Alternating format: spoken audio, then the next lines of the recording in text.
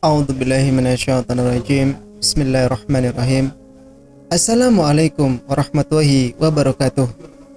Kembali lagi bersama Mang Sukir, yang tentunya akan menemani teman-teman semua dengan sebuah kisah-kisah horor dan mistis. Yang kali ini masih akan melanjutkan cerita yang sebelumnya, yang berjudul Keluargaku Ternyata Kanibal. Cerita ini ditulis oleh Santa. Dan bagi teman-teman yang penasaran dengan sang penulis, atau teman-teman ingin membacanya secara langsung, teman-teman bisa langsung cek link yang saya sudah siapkan, ada di kolom deskripsi. Dan tak usah berlama-lama, bagaimanakah untuk kelanjutan kisah kali ini? Ini dia ceritanya. Selamat mendengarkan. Mau kemana Tuan Muda? Supir bisa mengantar Tuan. Tidak perlu berjalan kaki. Cuaca sangat panas. Kulit Tuan Muda bisa kena alergi nanti. Merasa khawatir sembari membuka gerbang. Tidak apa-apa Paman. Aku hanya keluar sebentar. Hanya sekitaran rumah saja. Aku menjelaskan kepada Satpam. Baiklah Tuan Muda, segera kembali. Melambaikan tangan sembari menutup gerbang. Aku menghela nafas dalam-dalam. Aku merasa sangat lega bisa keluar untuk melihat-lihat. Orang-orang terus saja memandangiku. Mulai keluar dari rumah, aku terus saja dipandangi. Apa ada yang salah dengan pakaianku? Kenapa mereka melihatku seperti orang aneh? Pikirku. Tapi aku tak menghiraukan mereka. Aku terus berjalan.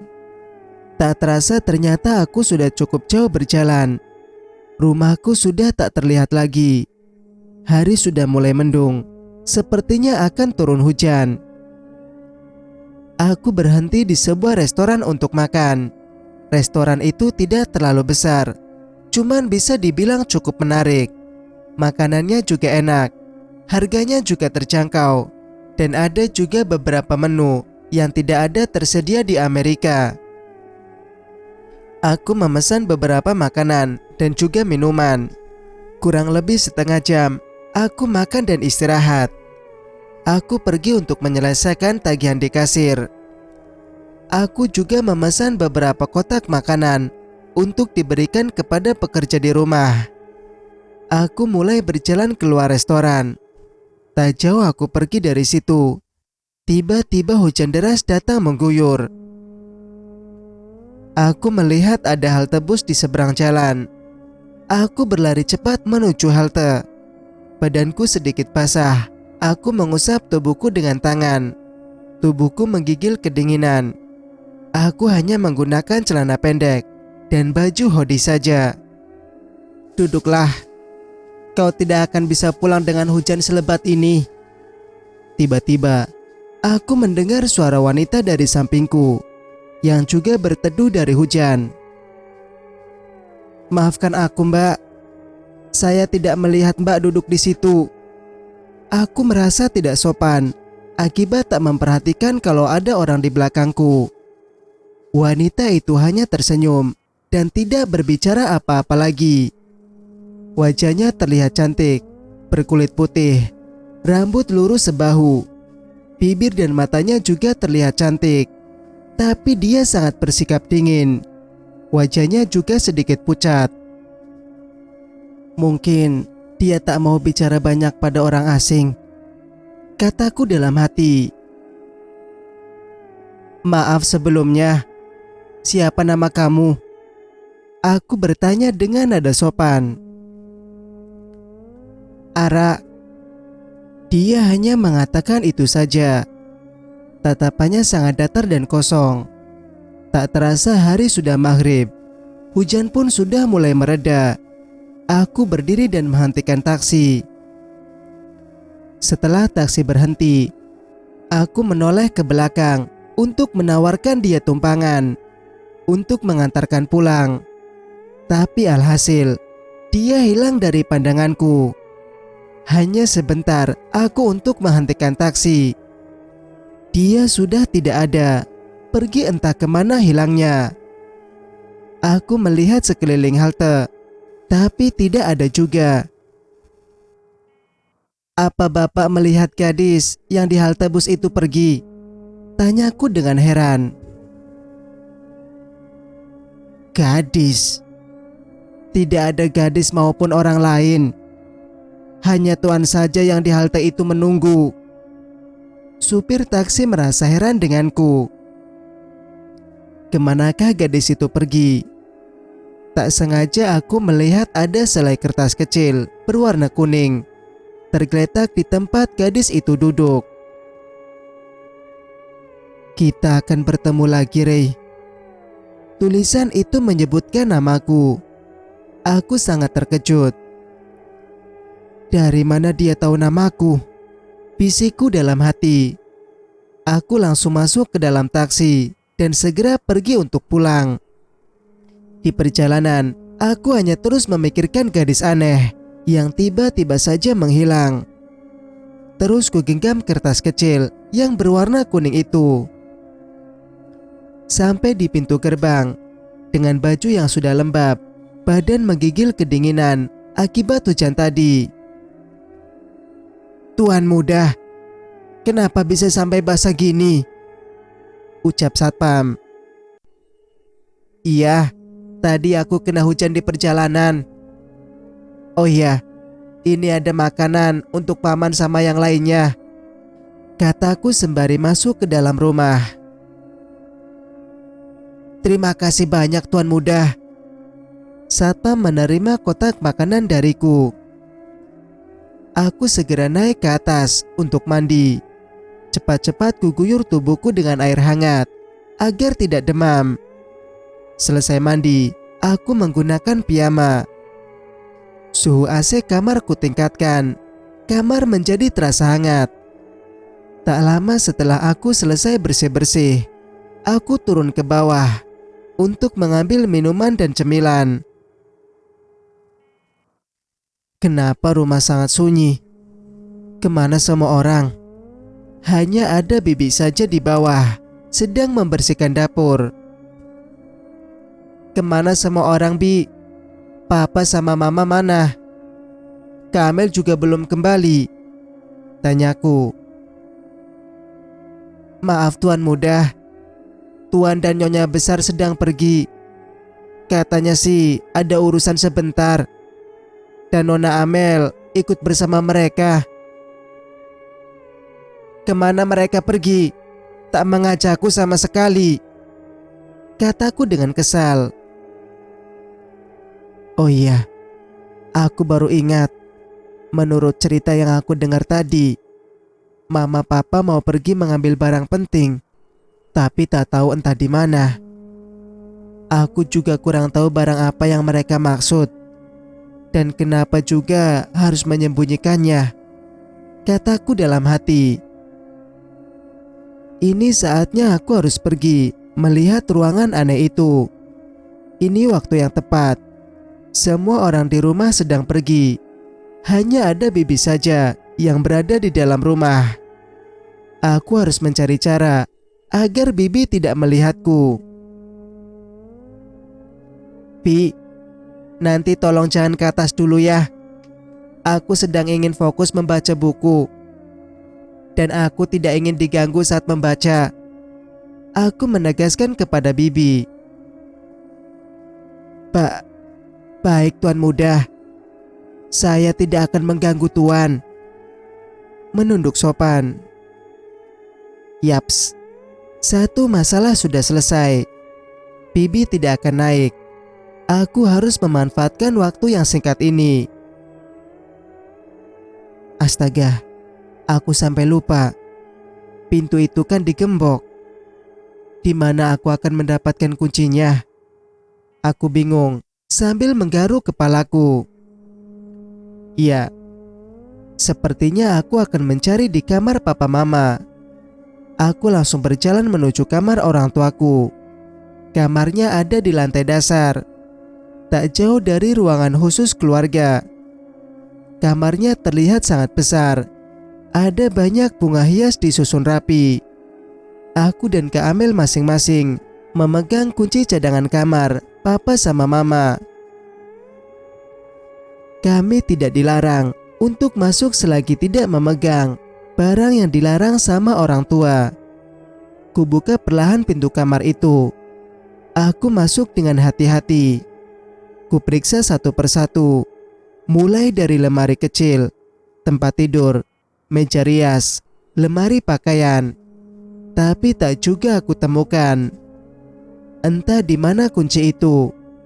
Hampir setengah jam aku mondar-mandir mencari di berbagai tempat. Tetap aja nihil. Aku segera keluar dari kamar itu dan menutup kembali pintu kamar seperti semula. Aku sudah pusing memikirkan bagaimana cara agar bisa masuk ke dalam ruangan aneh itu. Aku mulai naik ke atas menuju lantai 2. Oh iya, bagaimana jika aku menunggu pintu itu ada yang buka?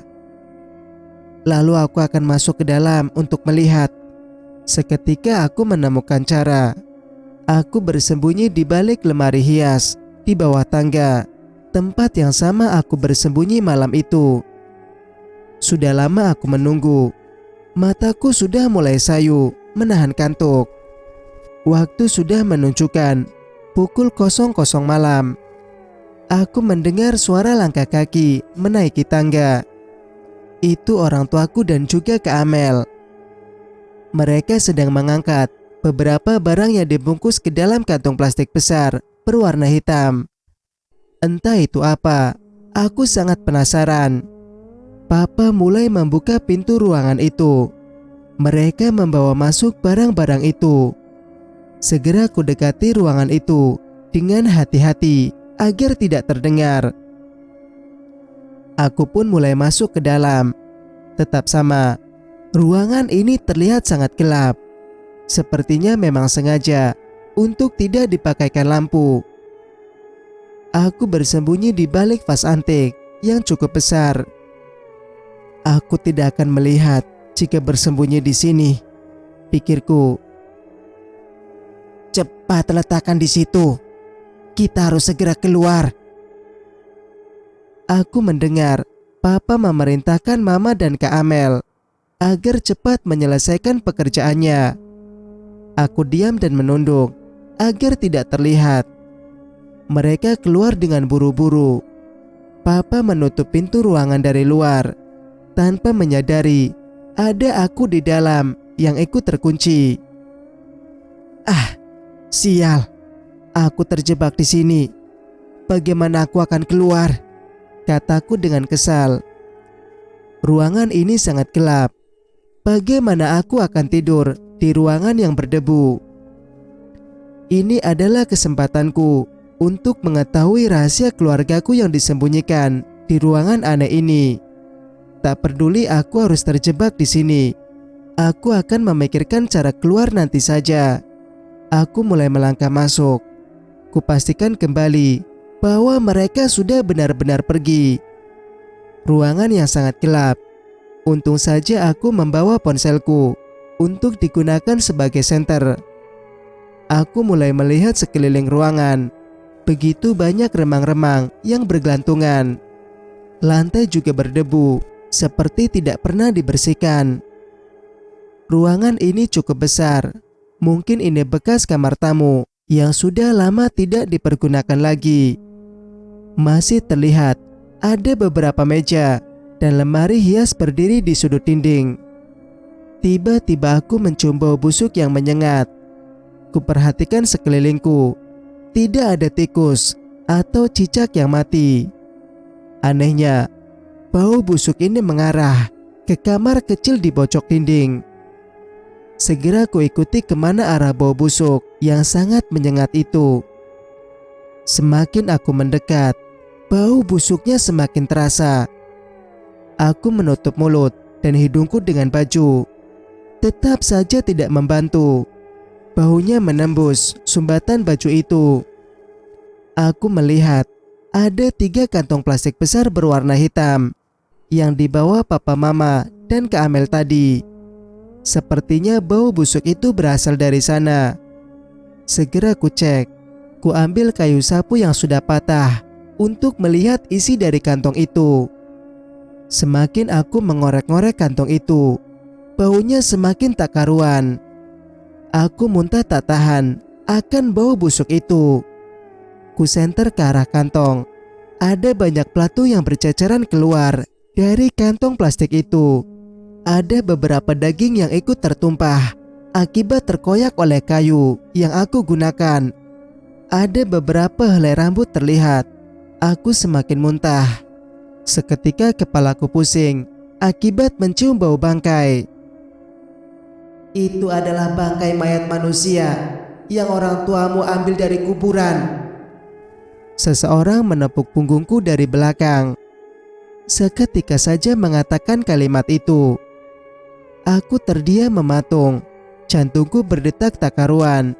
Dengan rasa takut, ku beranikan diriku untuk menoleh ke belakang. Kau? Aku melotot heran.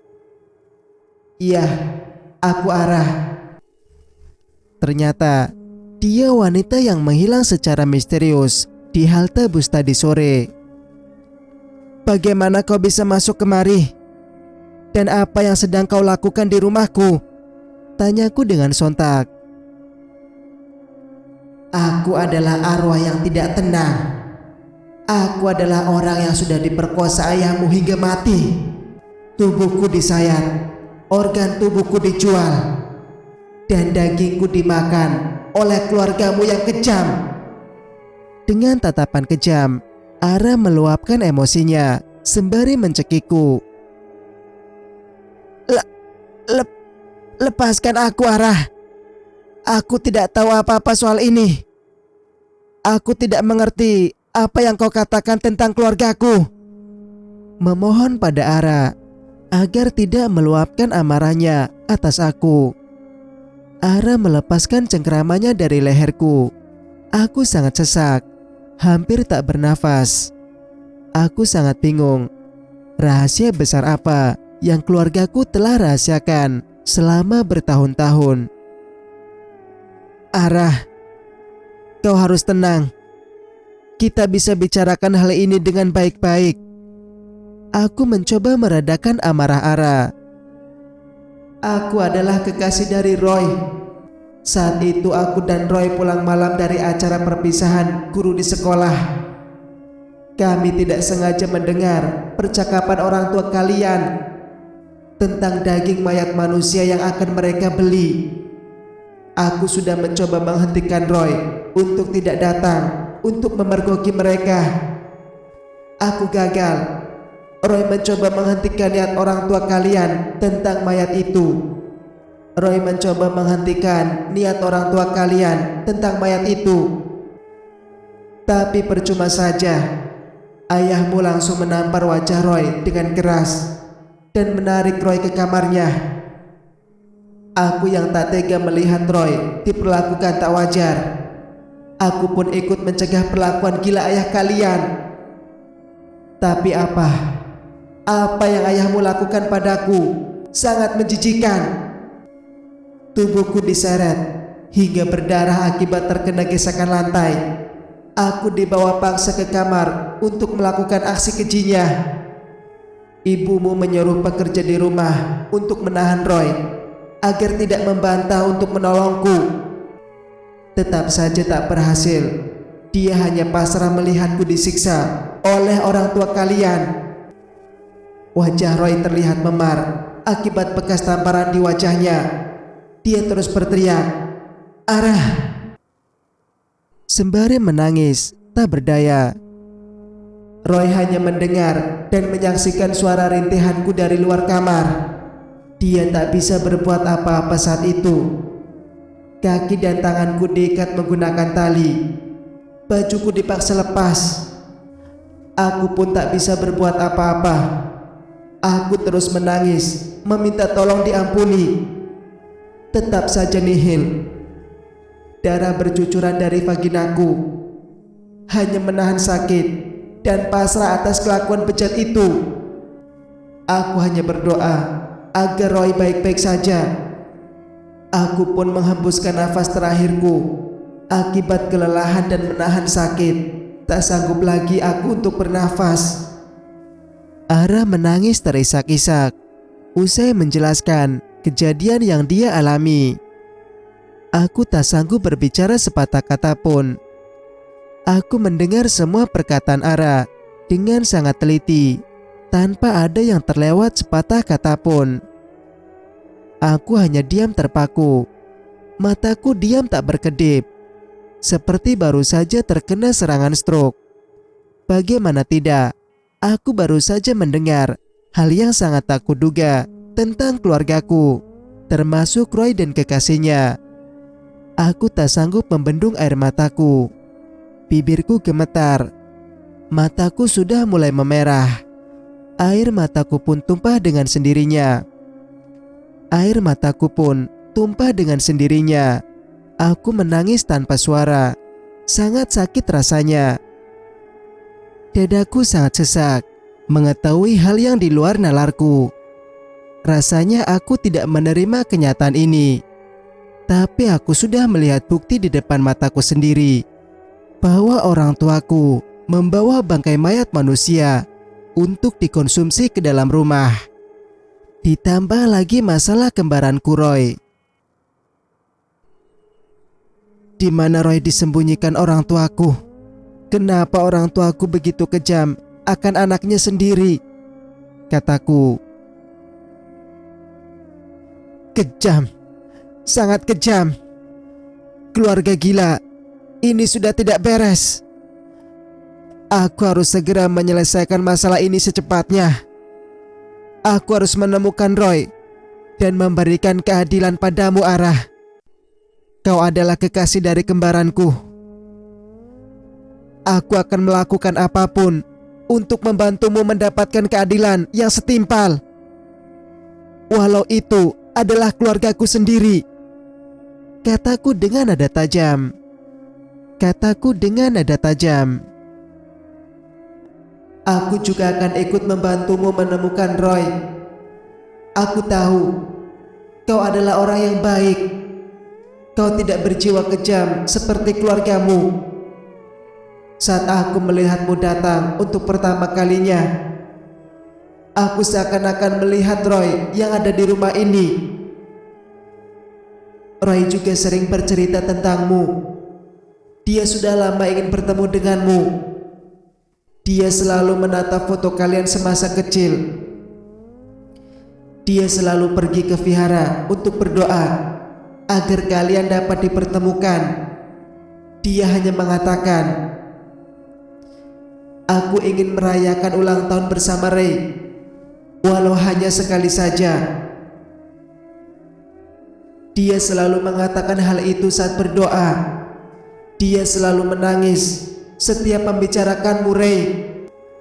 Ara menangis saat bercerita tentang Roy. Cukup. Sudah cukup. Ini sudah sangat kelewat batas. Orang tuaku sudah memisahkan aku dengan orang yang selama ini aku rindukan. Benar-benar manusia jahanam. Sangat tega melecehkan dan membunuh dengan kejam seorang wanita. Apalagi itu kekasih anaknya sendiri. Benar-benar tidak habis pikir. Arah, kita harus bekerja sama untuk membuka kedok keluargaku kepada pihak yang berwajib agar bisa ditindaklanjuti. Aku tidak peduli walaupun itu keluarga kandungku sendiri. Sudah banyak orang yang sudah jadi korban. Aku akan memberikan keadilan pada mereka, termasuk kamu, Arah. Kataku dengan tegas. Kau benar-benar orang yang sangat mulia. Baiklah, aku akan membantumu. Ara terlihat bahagia riang. Tak terasa, waktu sudah menunjukkan pukul 1 malam.